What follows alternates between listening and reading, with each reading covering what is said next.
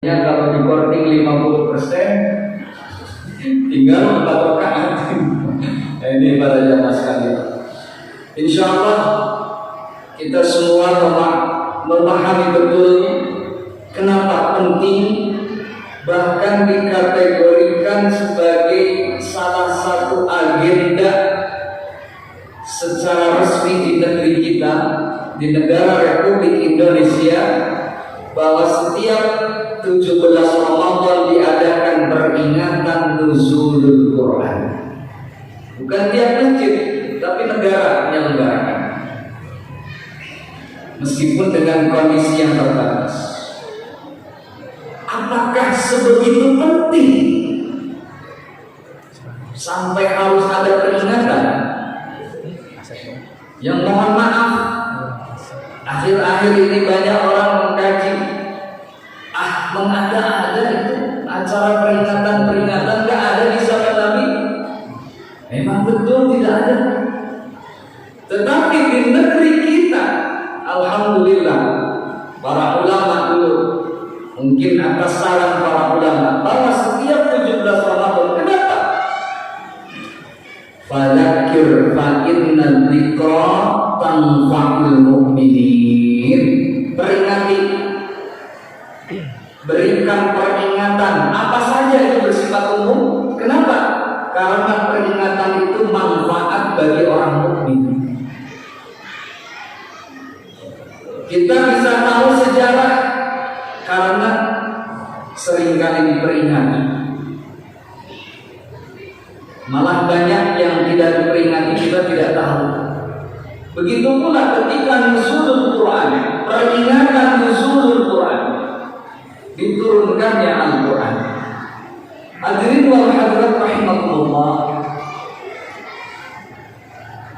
kurang lebih masa fatrah dari kenabian 500 sampai 600 tahun. Manusia ini tidak ada yang membimbing. Dari Nabi Musa ke Nabi Isa kurang lebih 700 tahun. Lahir Nabi Isa, diangkat menjadi utusan Allah.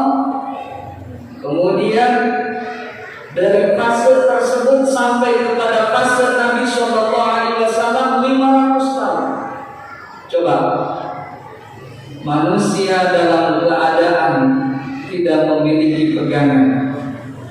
Mereka yang sudah diberikan Taurat sudah dirubah-rubah oleh rahib-rahibnya. Kemudian mereka yang diturunkan Injil juga demikian. Sedangkan mereka di Jazirah Arabiyah yang belum pernah menerima berupa kitab, yang ada pada mereka sebelumnya adalah millata Ibrahim Hanifah, agama Nabi Ibrahim, ajaran Nabi Ibrahim alaihi salam yang lurus. Bagaimana kondisi di masa tersebut sehingga benar dalam keadaan minat dzulumati ilan nur, dari keadaan yang gelap. Gelap, kalau gelap itu ya sekena-kenanya. Kalau dalam kondisi gelap, mungkin kita bisa saja terjatuh, bisa saja terjerumus. Ini para jamaah sekalian, bahwa Al-Quran itu turun atas kemurahan Allah, rahmat Allah bagi umat manusia. Meskipun pada awalnya hanya untuk orang yang berada di sekitar Nabi, tetapi kemudian sampai sekarang terasa betapa Al-Quran tersebut merupakan salah satu bentuk dari rahmat kasih sayang Allah Subhanahu wa Ta'ala untuk manusia. Para jamaah sekalian, kenapa bentuk rahmat Allah? Karena begini, Allah itu kan menciptakan manusia, dimuliakan oleh Allah manusia itu. Walaqad karramna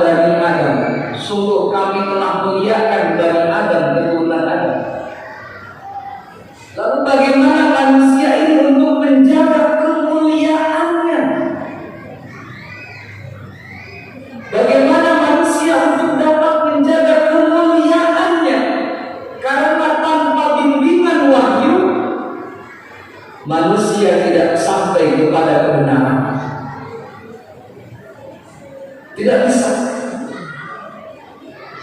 Karena kalau sekedar menggunakan kemampuan akal pikiran, hanya sekedar menggunakan rasa, itu tidak sampai kepada Allah Subhanahu wa Ta'ala.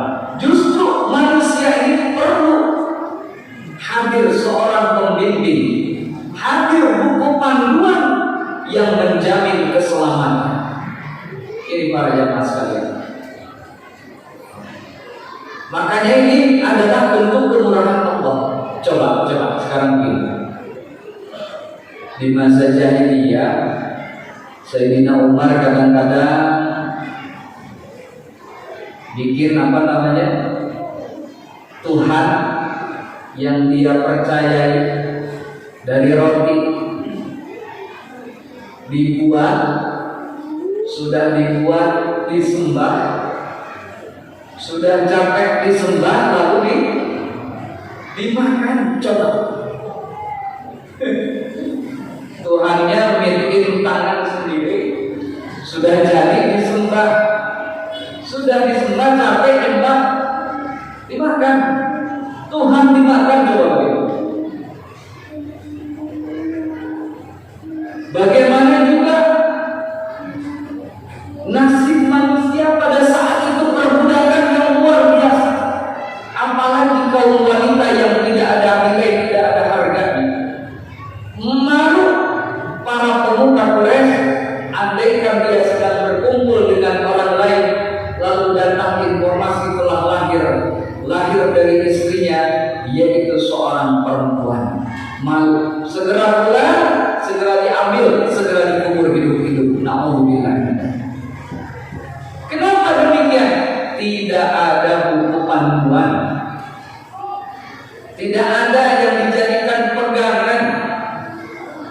Maka atas kemurahan Allah Subhanahu wa Ta'ala, Allah telah memilih hamba-Nya yang terbaik, yakni baginda Nabi Muhammad sallallahu alaihi wasallam, diturunkan kepadanya Al-Qur'an. Para jamaah sekalian, rasakanlah bahwa ini rahmat, kasih sayang Allah bagi kita sebagai manusia. Bukankah pada hari ini juga masih mungkin ada orang yang belum bertemu dengan ajaran yang benar? Malah sampai hari ini masih ada orang yang belum mengetahui sesungguhnya dia diciptakan di dunia ini untuk apa sih? Sedangkan kita bersyukur kepada Allah, kita telah mengimani ajaran yang dibawa oleh Rasulullah sallallahu alaihi wasallam. Para jemaah sekalian, betapa istimewanya ketika Allah menurunkan Al-Qur'an. Yuk kita sekilas lihat definisinya. Apa itu Al-Qur'an? Kalamullah al-munazzal ala Muhammadin sallallahu alaihi wasallam bil ijaz bi aqsari suratin minhul muta'abbadu bi tilawati. Kalam Allah yang diturunkan kepada Nabi Muhammad sallallahu alaihi wasallam dan bernilai mukjizat.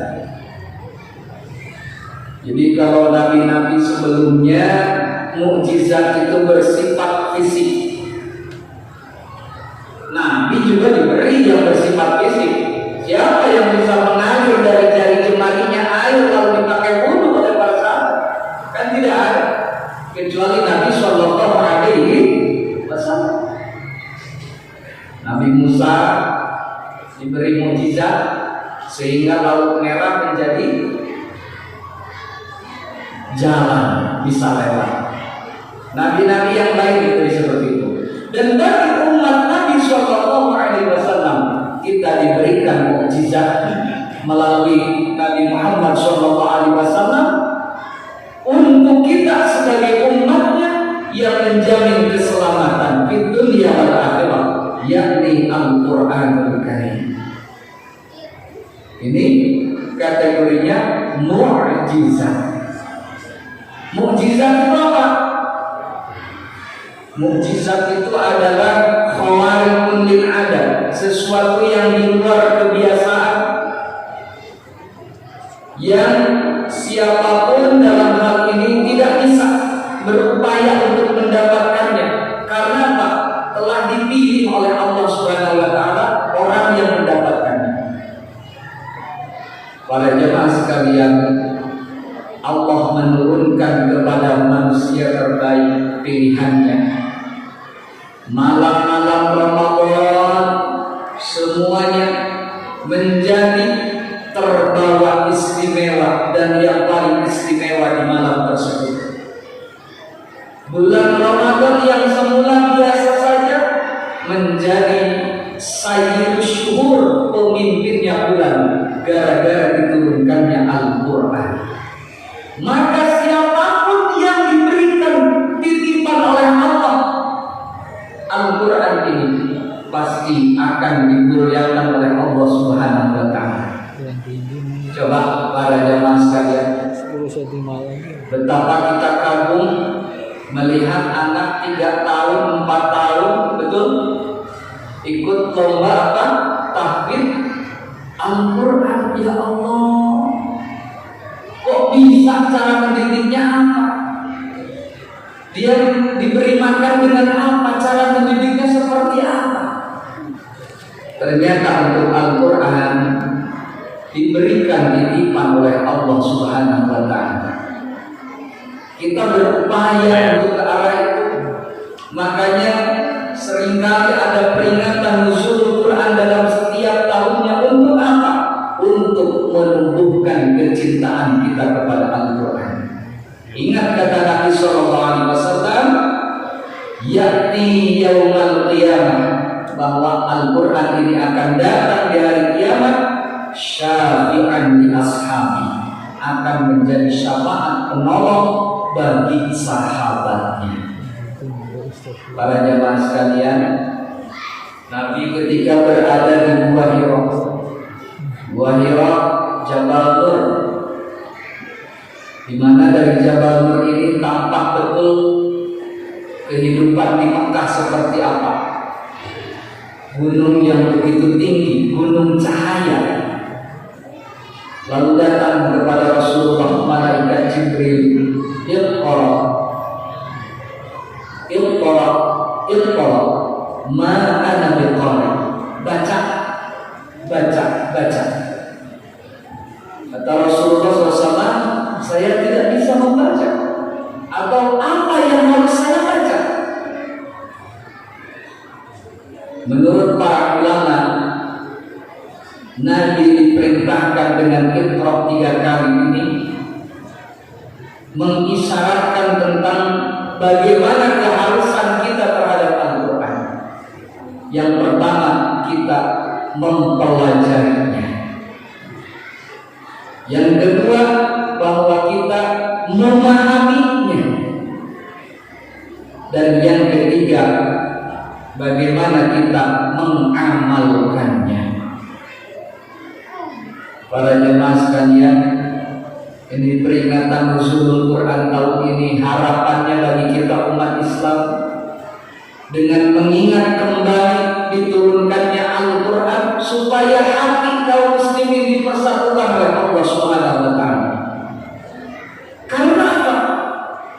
Karena pada saat ini ya, kondisi kaum muslimin dalam keadaan terpecah-pecah dengan berbagai pemahaman-pemahaman yang ada. Padahal Al-Quran kitabnya sama. Ini supaya dibukakan hati kita semua, disatukan oleh Allah Subhanahu wa taala, untuk supaya kita benar-benar mencintai dan mengamalkan Al-Quran yang Karim. Yang pertama, mempelajarinya. Saya sedikit cerita kemarin Bapak Ibu sekalian, menjelang Ramadan ada seorang jamaah minta saya ke rumahnya. Sampai di rumah, Assalamualaikum, salam. Mohon maaf Pak Syekh, kata beliau, saya selama ini baru menyadari dunia yang saya usahakan sampai habis waktu, saya sampai tidak bisa ke masjid, saya sampai tidak pernah ikut ngaji, bahkan saya sampai buta huruf Al-Quran. Ternyata hari ini hanya seperti ini, hanya sekedar rumah yang seperti ini, kata dia. Saya mau bertobat, boleh tidak? Saya dibimbing untuk membaca Al-Quran. Saya takut mati nanti. Seandainya mati, gelapnya alam kubur, siapa yang akan meneranginya? Sedangkan saya pernah tahu katanya bahwa Al-Quran itu akan menerangi di alam kubur. Saya itu sangat kagum gitu. Di usia senja kemudian Allah membukakan pintu hidayah. Ini poin pertama, mempelajari. Maka tidak ada batasan usia untuk mempelajari Al-Quran Karim para jamaah sekalian. Selagi kita diberikan kesempatan hidup oleh Allah, disitulah terbuka kesempatan untuk kita mempelajari Al-Quran. Para jemaah, kira-kira nanti ketika kita masuk ke alam barzakh, apa yang akan menerangi kita di dalam? Kalau kita mengabaikan, kalau kita tidak menjadi sahabat Al-Quran, maka bersyukur di masjid ini lembaga pendidikannya sudah ada, pembinaan Al-Quran mudah-mudahan semakin tambah berkembang. Amin ya rabbal alamin. Tidak ada batasan usia mempelajari Al-Quran dan tidak usah ada rasa malu untuk mempelajari Al-Quran. Umum Pak, ini kakek berlomba sama anak sama cucu, tidak masalah. Untuk kebaikan, untuk memperbaiki bacaan Al-Quran, itu seperti itu. Beliau nangis, tolong saya dibimbing, saya takut keburu mati tapi belum bisa baca Al-Quran. Ya Alhamdulillah, itu kemurahan Allah, hidayah dari Allah. Kemudian yang kedua, berupaya untuk memahami. Para jemaah sekalian, untuk memahami ini karena bilisanin Arabiyyin mubin, dengan bahasa Arab, lisan Arab. Tentu kita tidak mudah hanya sekedar membaca tarjamah. Bagaimana memahami Al-Quran itu? Lihat para ulama, sudah ratusan bahkan ribuan kitab yang dibuat untuk supaya apa? Memfahamkan umat Islam terhadap ajaran Al-Quran ini. Jadi jangan sampai kita memahami Al-Quran hanya ambil sepenggal-sepenggal. Kalau cuma ambil sepotong-sepotong dari terjemahnya, ya tidak kaget kalau satu saat gendong gendong tas lalu ngebom gitu. Kenapa? Cuma baca sepenggal terjemahnya. Sedangkan memahami ayat itu, lihat para ulama, tidak hanya satu cabang ilmu, tetapi sekian banyak keilmuan bagaimana berupaya untuk memahami Al-Quran. Oleh karenanya para jemaah sekalian, ini yuk kita tingkatkan semangat kebersamaan untuk mempelajari Al-Quran, memahaminya, dan kemudian mengamalkannya bertahap sedikit demi sedikit. Karena begitulah Al-Quran itu turun.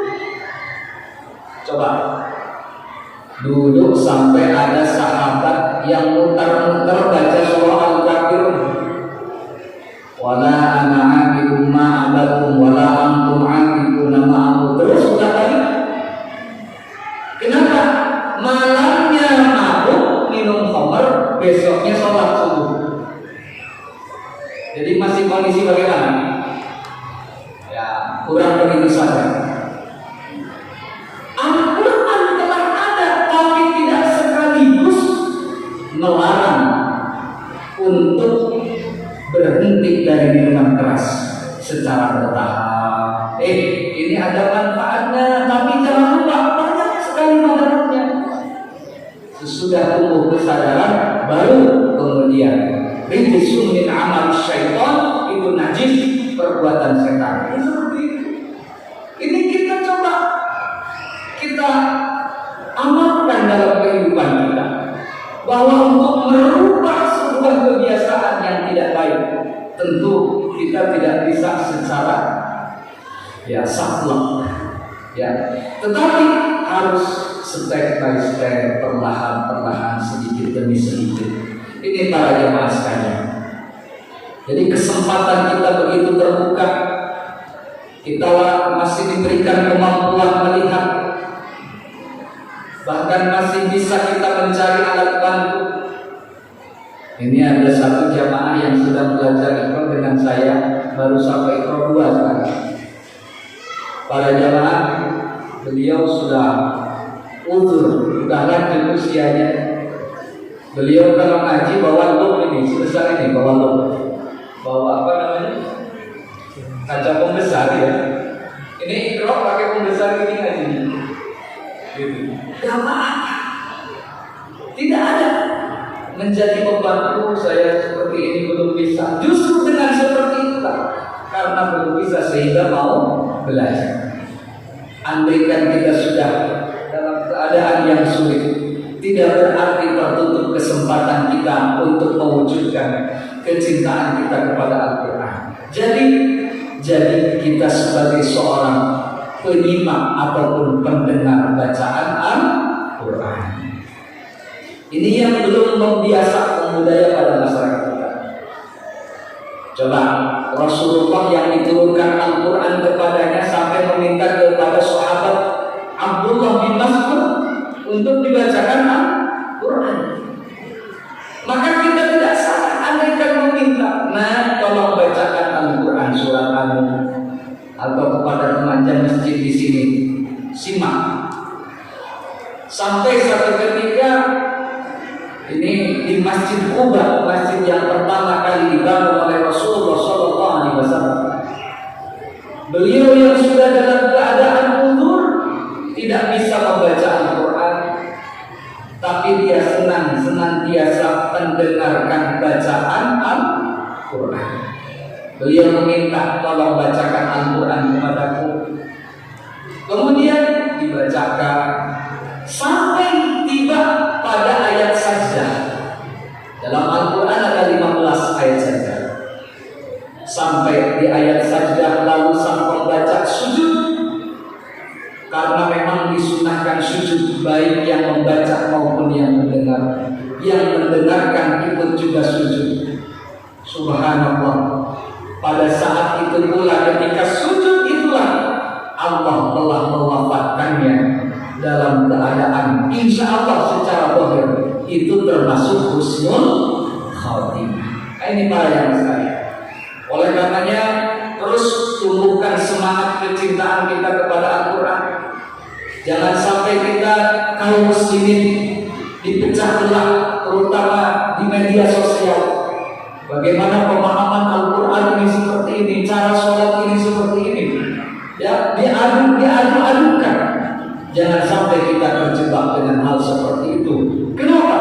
Karena perbedaan itu sudah ada semenjak Nabi SAW diutus. Betul? Dulu kata Nabi, sholat di Bani Quraidah. Ada orang yang sholat di Bani Quraidah, ada orang yang sholat di tengah perjalanan karena sudah masuk waktu. Kata Nabi, benar semua. Jadi seperti itulah. Jangan sampai kita karena beda pemahaman, beda organisasi kemasyarakatan, lalu kemudian kita menjadi terpecah. Tidak. Al-Quran telah mempersatukan kita, umat Rasulullah SAW. Bahkan Al-Quran menjadi rahmat bagi seluruh alam. Para jemaah sekalian, yuk kita warnai keluarga kita, kehidupan rumah tangga kita, kehidupan usaha kasar kita dengan nilai-nilai Al-Quran. Kita usaha boleh, tapi awas, lihat rambu-rambu di dalam Al-Quran. Jangan sampai asal kita lihat untung saja. Mohon maaf, anak-anak sekarang betah di rumah main game. Tiba saya dapat uang dari main game, dapat motor dari main game. Hati-hati, apa di situ ada judinya? Itu hati-hati. Ya, para jamaah sekalian, poin yang ketiga tadi, bagaimana pengamalan nilai-nilai Al-Quran, tentu berawal dari kita mempelajarinya, memahaminya, kemudian insya Allah secara bertahap kita mengamalkannya. Dengan berharapan Allah memberikan hidayah, taufik dan inayah kepada kita semua. Allah memberikan bimbingan kepada kita semua, sehingga kita dan keluarga serta keturunan dijadikan sebagai ahli-ahli Quran. Amin ya Allah ya Rabbal Alamin. Mohon maaf barangkali apabila ada hal yang kurang berkenan. Demikian yang dapat disampaikan pada kesempatan ini. Hadanallahu wa iyyakum ajma'in. Wal afu minkum. Wassalamualaikum warahmatullahi wabarakatuh.